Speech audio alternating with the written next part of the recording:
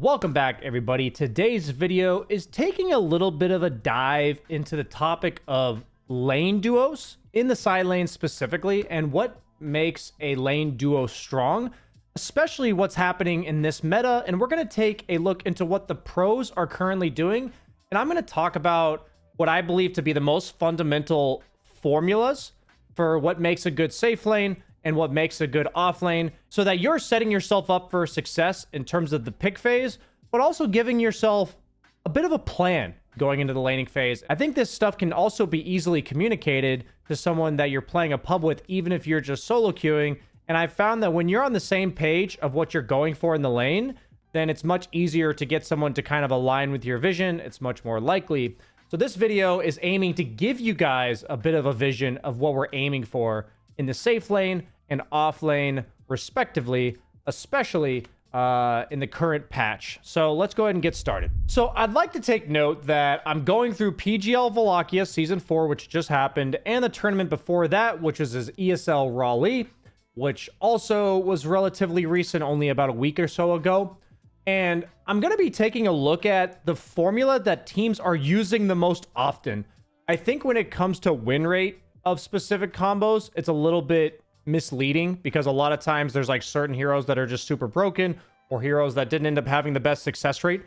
But I'm more so looking at the vision that these teams had when they picked these two heroes and how they synergize together and what teams are considering reliable, because there's also a lot of games in scrims and practices that we don't get to see, and we're going to be able to kind of munch and take bits and pieces off of this knowledge that they're supplying us by showing we believe this works by picking it. And even if we're a tier 2 team of 15k players, we're still worth learning from. So we're going to move into the safe lane first. It feels like there's 4 safe lane supports that are by far the most picked, which is Ringmaster, Ancient Apparition, Silencer, and Jakiro. So what do all 4 of these heroes have in common right now? What is the formula for 5 position in this patch? Well, most of them have long range slows. All of them actually have long range slows, and most of them have long range wave clear. Silencer's Q, Jakiro, pretty much all of his spells except for Ice Path, with the only exception being Ringmaster, but he does have a long range slow, and he does have decent wave clear with his Tame the Beast. If you think about what that offers to a safe lane, right? That is something that offers ranged, consistent damage and slow that is annoying poke damage that wears you down over time. So then we're thinking, what are people picking with these heroes to enable them the most, and what is having the most success? Well, there's one concept that definitely worked in both of these tournaments and was picked a lot as well. It is Gyrocopter and Templar Assassin carry. And what both of these heroes offer is either range damage of their own through Side Blades of TA and the Flat Cannon of Gyro, which is also just kind of poke damage, which is pretty free. Like, it doesn't cost a lot of mana, or any mana for that matter, with TA. But then they also have some way to commit onto you, or like use an extra spell to burst you when you've dropped low enough to be killable. TA has Meld, and Gyrocopter has his rocket that he can send at you. So what it looks like is a lot of people are effectively doubling down on this ranged damage as their most successful strategy. But another thing we're also seeing is when it comes to a hero like Ancient Apparition, whose spells are strictly better if heroes are kept in them. You have the Cold Feet as well as the Ice Vortex.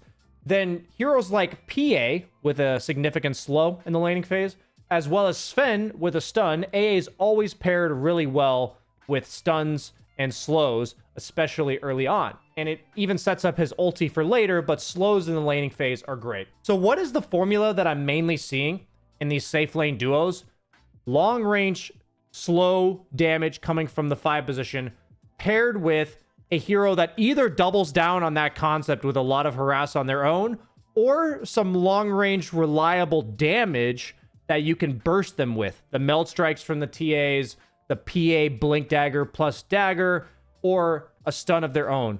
A lot of heroes that actually weren't having very much success were the carries that were significantly kiteable.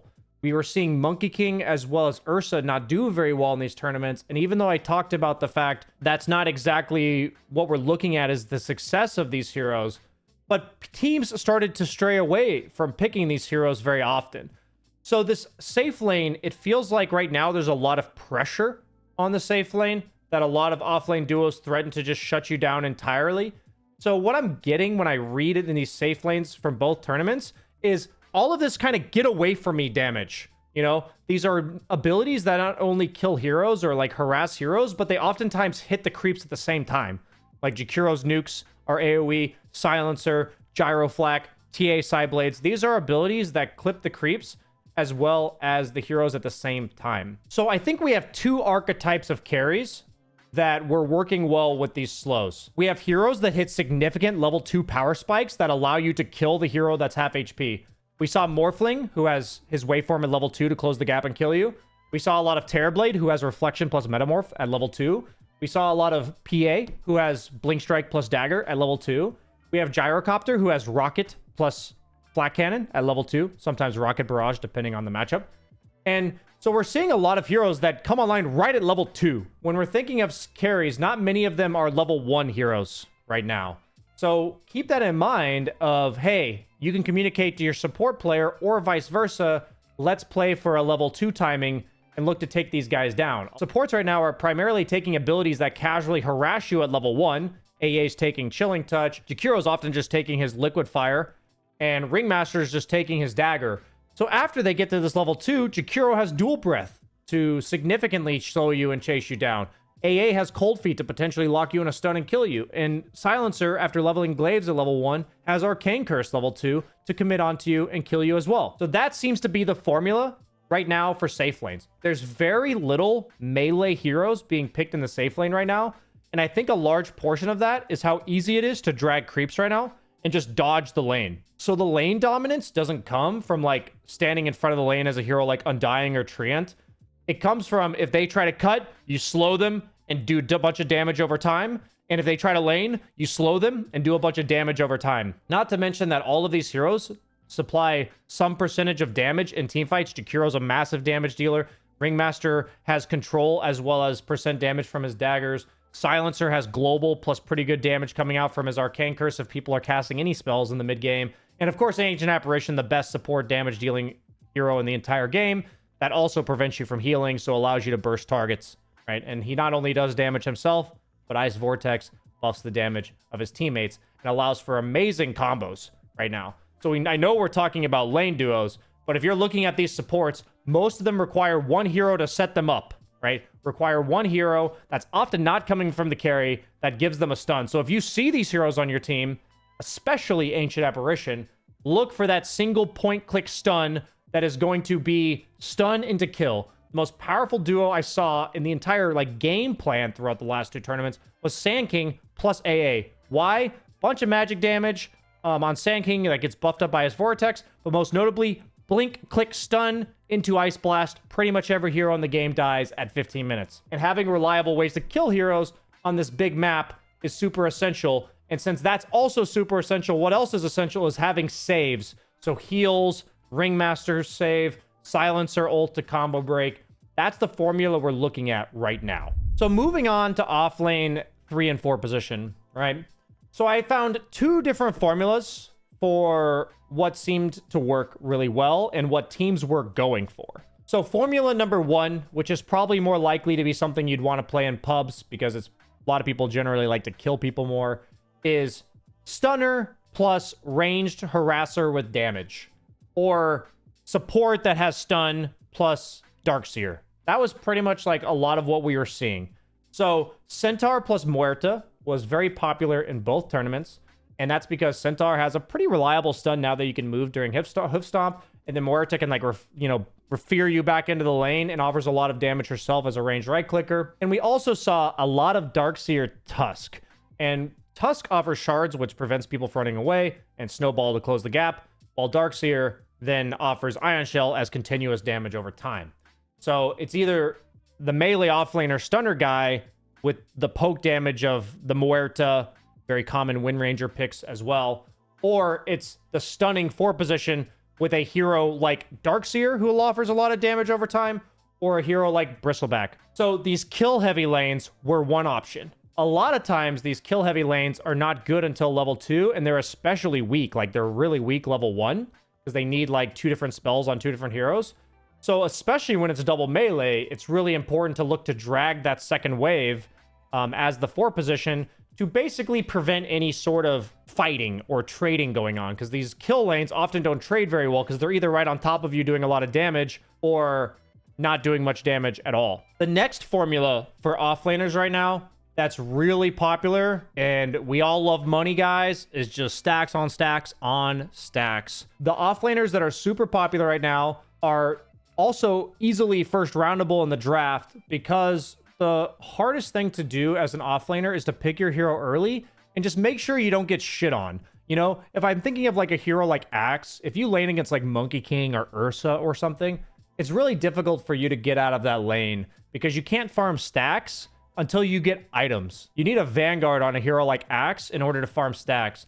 The heroes in the offlane that are the most highly prioritized are heroes that are farming stacks with purely ability-based damage. So the most popular offlaners that fit this description are Sand King, Bristleback, Beastmaster, and kind of Darkseer, because you can smoke or just Ion Shell the creep camps. But what's most notable about these heroes is Sand King is sitting invis in his Sandstorm in order to clear stacks. Beastmaster is killing the stacks from long range by stacking his axes a bunch of times. And Darkseer can Ion Shell the creeps without tanking them. And usually Bristleback is not tanking all that much damage because he's got his back faced and his quills will take it down. The idea behind all of these heroes is not only do they take stacks, but it's not exactly punishable. It's very difficult to invade the area that these heroes are farming because they themselves are not taking significant damage. And if you try to fight them like Bristleback near the creeps, you yourself will also take a lot of damage.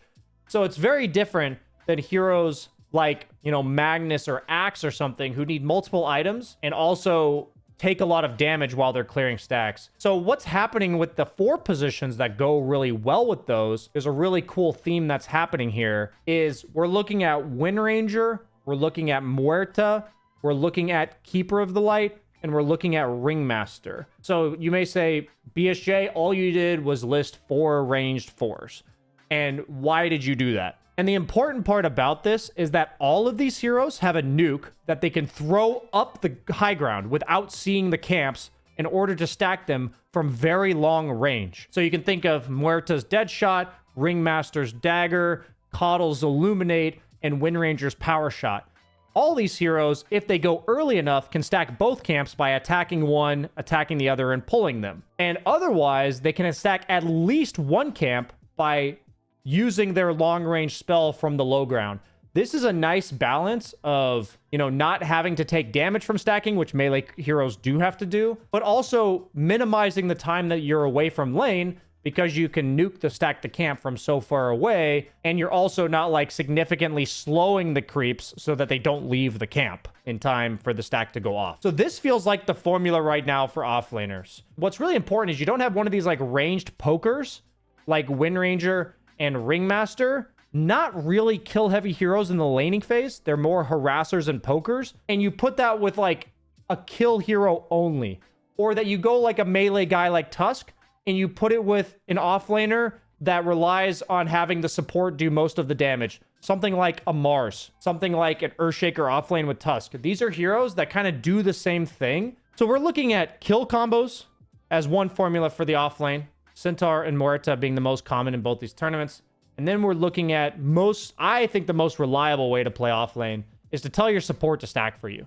And the heroes that can stack from long range seem to be the best right now. For today's sponsor, this video has been brought to you guys by yours truly.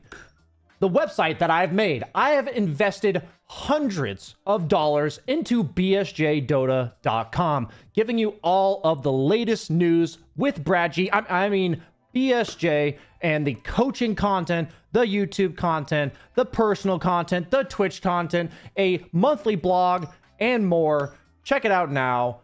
Hundreds of dollars, guys. Get it while it's hot. We'll be putting a lot more effort into this as well as the community. Please check it out yourselves, bsjdota.com. See you guys in the next video. Please let me know what you guys thought of this video overall, as we took a bit of a dive into what the successful formula is for the side lane duos currently, and also just in general heroes that synergize well together. And hopefully it helped you guys go into your games with a bit more of a clearer vision of the game plan of what you want to do in the first like 5 to 7 minutes of the game. And maybe, just perhaps, you can communicate that just a bit clearer to your teammate or duo queue and really min-max it up there.